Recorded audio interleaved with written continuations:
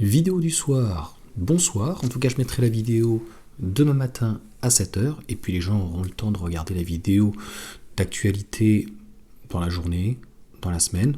Donc bonjour, bonsoir, bonne année.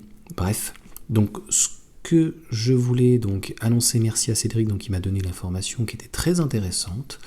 Donc il semblerait que du côté, entre guillemets, chinois, mais certainement aussi de Tesla, il n'y ait pas forcément de modification de prix avant septembre, octobre, novembre, peut-être.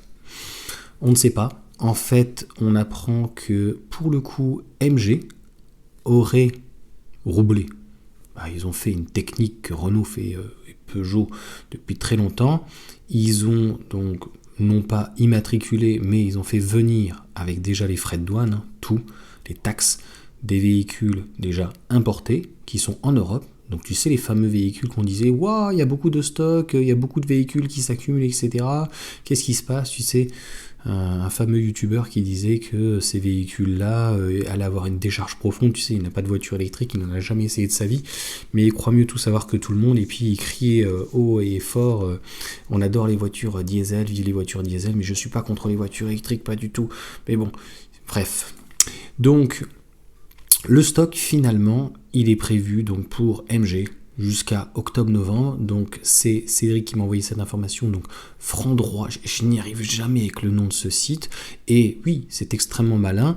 De toute manière, je te l'ai dit, c'est comme une sorte de cheval de Troie, puisque de toute manière, peu importe les taxes, les deux usines de BYD et de SAIC arrivent. Les gens pensaient qu'une usine ça se faisait en 3 mois ou en 6 mois, mais elles arrivent. Je crois d'ailleurs que celle d'MG, elle est, ou BYD, j'ai un doute, c'est pour la fin de l'année. Donc ça va permettre, on va dire, à l'extrême, cette transition. Donc je suppose que SAIC, MG n'est pas le seul à avoir fait, certainement BYD, peut-être même aussi BMW avec Mini et puis d'autres, j'espère pour eux. Et puis c'est surtout que je ne comprenais pas trop pourquoi on voyait une Model 3 qui était livrable juillet-août. Je tiens à rappeler que le modèle Y, si tu regardes bien sur le site internet, est disponible entre 1 à 2 semaines, donc c'est tout à fait normal, c'est comme aux États-Unis, tu commandes un véhicule Tesla et tu l'as en fait en direct, il n'y a pas de réel stockage. C'est, on va dire exactement comme dans l'agroalimentaire, c'est, voilà, il n'y a pas réellement de stock, c'est on-off. Et bien là, sur le modèle 3, comme il est fait en Chine, c'était comme ça aussi avec le modèle Y lorsqu'il était fait en Chine, donc à Shanghai, il est produit, il est stocké sur les parkings, et après, donc, il vient avec les cargos, après, ça arrive au niveau des ports, etc., etc. Donc, logiquement, ça arrive en fin de trimestre, donc août, voire plutôt septembre. Donc pour qu'on t'annonce des modèles 3 disponibles bien en juillet, ça voudra dire que, a priori, pour le moment, Tesla, MG et peut-être d'autres constructeurs chinois, même européens, tu sais que la Dacia Spring, par exemple, est faite en Chine. Donc elle est fabriquée en Chine. Donc elle aussi devrait subir une taxe. La seule chose que je t'avais dit, où on avait les on va dire taxes supplémentaires, je ne comprenais pas pourquoi BYD était privilégié par rapport à MG. C'est-à-dire qu'à un moment donné, des taxes des douanes, c'est pour tout le monde la même chose. Donc là, c'est vraiment très intéressant. Donc heureusement, malheureusement, ça voudrait dire qu'on n'aura pas le prix impacté ou réel, pas avant septembre, octobre, novembre pour certains constructeurs. Et puis c'est surtout que après on va voir, une fois que les usines sont faites, fabriquées en Europe, quel va être réellement l'impact, puisque là, encore une fois, c'est un cheval de Troie, puisqu'avant elle venait de Chine, peut-être moins cher, et là on va se rendre compte qu'un véhicule finalement qui est fabriqué en Europe sera peut-être pas forcément plus cher. Alors tu vas me dire oui mais c'est pas fabriqué en France. Une IC3 par exemple, c'est fabriqué en Slovaquie. Tu as par exemple même le magnifique Alfa Romeo qui devait s'appeler Milano, il ne s'appelle pas Milano parce qu'il n'est pas fait en Italie. Il est fait donc pour le coup en Pologne, tu vois, donc dans une usine Stellantis.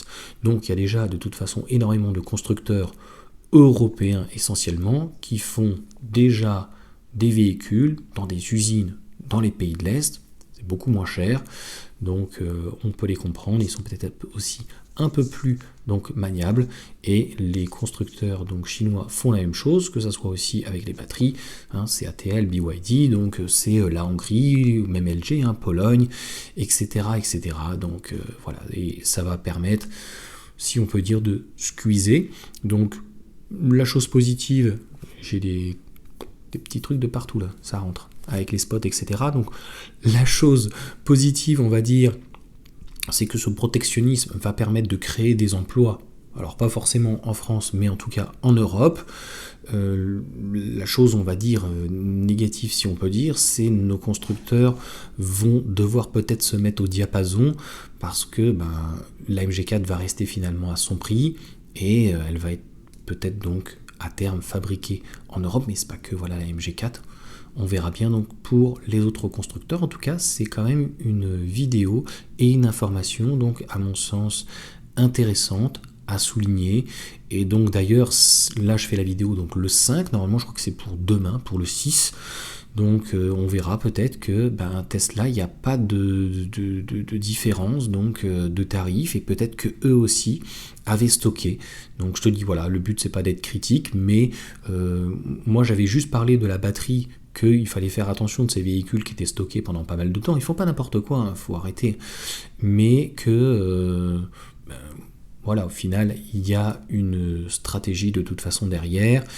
Et de toute manière, si ce n'est pas avec la voiture électrique, tu vois bien que la MG3 aussi qui va arriver, et elle est proposée à moins de 20 000 euros, donc en prix de départ. On va voir ce que ça va donner, mais c'est quand même intéressant. Voilà, intellectuellement, c'est quand même intéressant, et je tiens à rappeler que c'est des véhicules qui respectent les normes, non pas européennes, enfin si quand même, mais les normes de droit, on va dire, européens, et surtout donc internationaux. Donc je pense qu'il va falloir qu'on se mette un petit peu à l'équilibre, en tout cas là-dessus. Voilà pour cette vidéo, je vous souhaite une bonne journée, une bonne soirée, une bonne matinée. Je pense que vous regarderez la vidéo donc demain matin, et voilà, c'était intéressant donc de le souligner. Je l'avais pas vu passer cette petite info, et donc au final on comprend mieux pourquoi ils n'allaient pas te dire que ils stockaient. Donc ça fait très guerre, ce que je disais à Cédric. Donc je préfère une guerre en tout cas économique qu'une véritable guerre. Ça serait une catastrophe humaine, et clairement donc d'avoir une guerre économique où en fait au lieu d'avoir des soldats qui soient donc en première ligne, eh bien on a amené donc des modèles, des véhicules électriques, thermiques, peu importe, donc en avant-garde, et qui puissent donc non pas respecter les normes ou quoi que ce soit, mais surtout éviter les frais de douane en attendant donc les usines qui vont arriver en Europe. Et là je pense que ça risque de faire mal. Allez, sur ce, ciao à tous.